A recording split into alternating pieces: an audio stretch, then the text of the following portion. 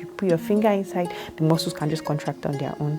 If you put like a medical instrument when they want to do like a vaginal exam or something, or a pelvic exam, the muscle can just contract on its own. If you are even trying to insert a tampon on your period, the muscle can just contract on its own. Or if you're trying to have intercourse and your partner is trying to penetrate, the muscle can contract on its own.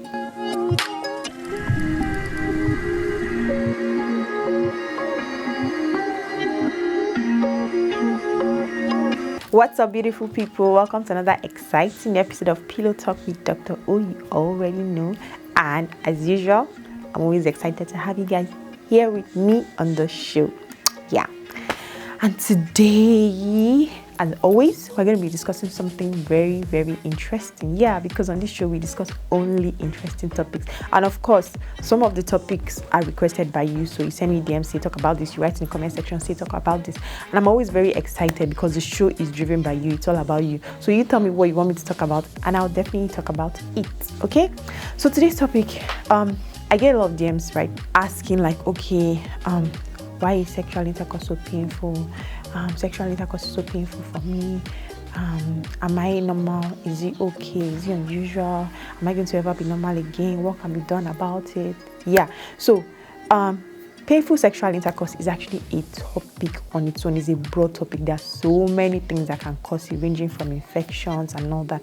But today, I'm going to be speaking on one of the causes, or focusing on one of the causes of painful sexual intercourse, and that is called vaginismus. Okay, so vaginismus, what is that? Vaginismus is when the muscles surrounding your vagina, they contract involuntarily on penetration. So involuntary means you have no control over it, right? They are contracting on their own without your input, without you having to do anything. And this only happens when there is penetration into the vagina. And it can be any type of penetration that can cause this. So for example, if you put your finger inside, the muscles can just contract on their own. If you put like a medical instrument when they want to do like a vaginal exam or something, or a pelvic exam, the muscle can just contract on its own. If you are even trying to insert a tampon on your period, the muscle can just contract on its own. Or if you're trying to have intercourse and your partner is trying to penetrate, the muscle can contract on its own. And this can be very painful. So the severity of the pain, right, it has different ranges. It can range from mild pain to really, really severe pain that even prevents the penetration altogether, right? So it varies with different people. So some people can experience this like the very, very first early adulthood or in their teenage years. So the very first time they actually try to have intercourse, or even some people that have successfully had intercourse with it in the past, in their later years, they might start to experience this, like maybe towards menopause or something, right?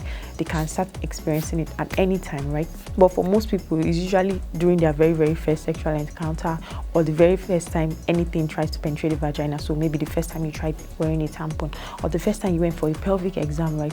Then you now notice that, okay, what's going on with me?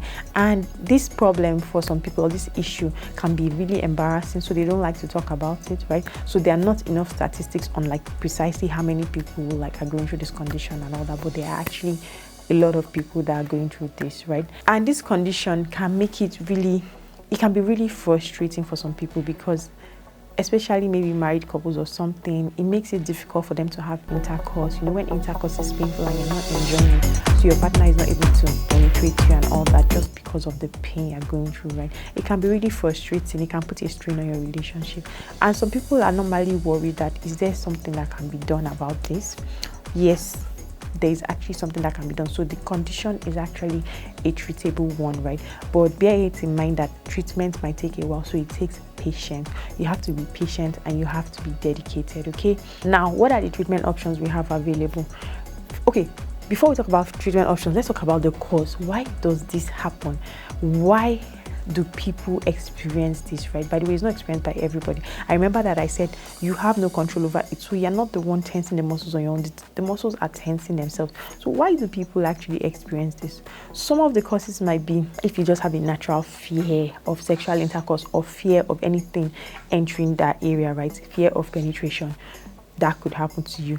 Maybe you've heard bad stories about sexual intercourse. Like I had someone write in my DMs, and part of their problem was that they heard horror stories about sexual intercourse. They heard that it is painful.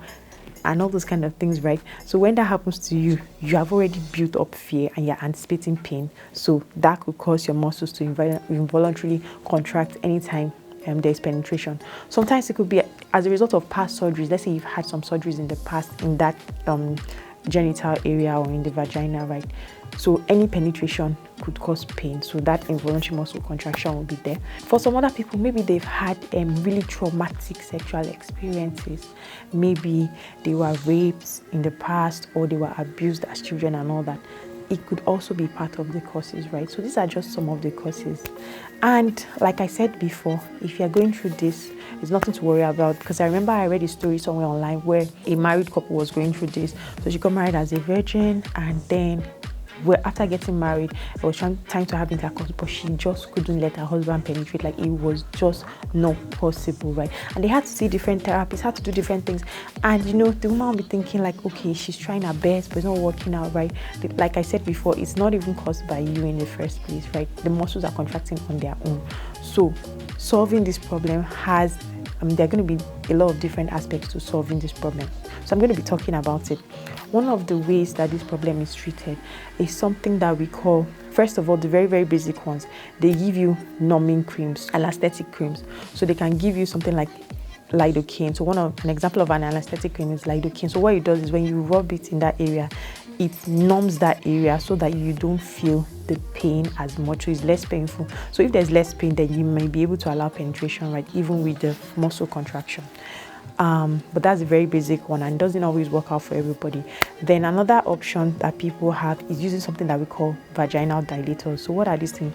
They're like shaped like a tampon. If you've ever seen a tampon before, the picture will be somewhere around.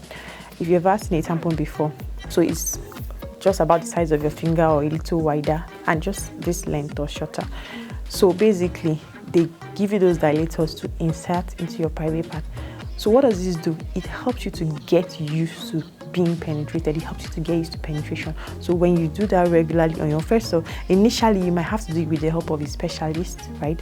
But afterwards you may be able to do this on your own, such that you get conditioned and you get used to having that penetration, so that when you actually want to do it naturally, the whole involuntary muscle contractions and everything, they stop happening, right? And intercourse or penetration is not as painful for you. Another option available is something that we call maybe cognitive behavioral therapy. So this is where they have to work on your mind. Remember I said for some people it is the fear of penetration, it is the fear of sexual intercourse, or maybe some of them, they've had bad sexual experiences in the past, like rape, right, or sex abuse as children. And these memories of their bad experiences or this fear they have in their mind, it's actually resulting in those involuntary contraction of the muscles, right? Your body is responding in that way. That's how your body responds to the fear you're feeling or to the memories that you're having, right? So because the problem is starting from your mind, then we're going to have to go back and work on your mind. So something that we call cognitive behavioral therapy. So you're going to have to work on your mind.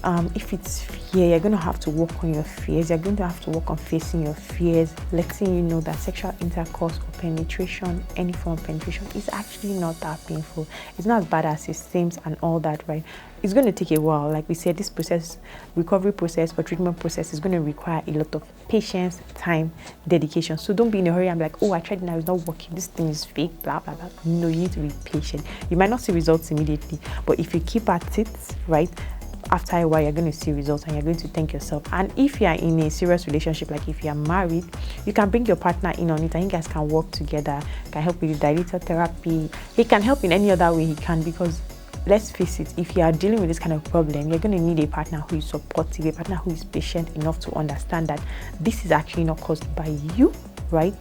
And you have no control over it, right? That's why you need help, right? We have to take you through all these therapeutic methods or ways of handling with or managing the situation. So the good news is that with treatment, like I said earlier, most people, right, usually get over this problem. Most people are now able to have regular penetration as usual. They are able to have sexual intercourse as usual, but you just have to be able to go through the treatment and get past that phase. One last course that I haven't mentioned yet is Kegel, pelvic floor muscle therapy, so Kegel exercises. So a physical therapist will teach you how to relax your pelvic floor muscles, right?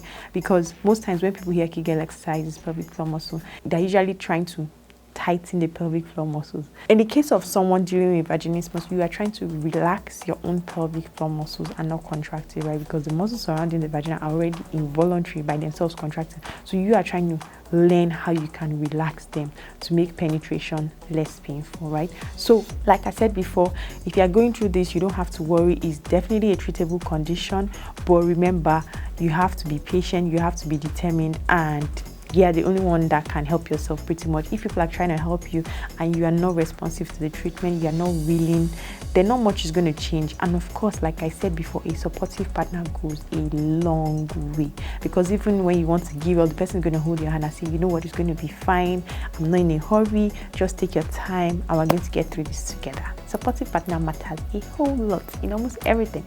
Okay, so if you enjoyed this video so far, don't forget to click the like button, and if you haven't subscribed, please do so. Don't forget to share this video with anyone who you think might need to see this, and if you have any topics you want me to discuss, I'm all ears. Please write in the comment section down below or send me a DM on Instagram, and I'll be more than happy to add it to my video topic lists. Like I always say, your sexual health and well-being is equally as important as your general health and well-being. See you next week.